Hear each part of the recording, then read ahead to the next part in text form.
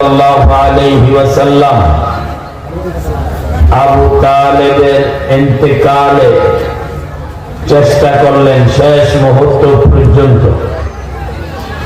যখন ইন্তেকাল হয়ে গেল, আক্ষেপ বশত আফসোস, রাসূলের চোখ দিয়ে পানি গড়িয়ে পড়া শুরু হলো।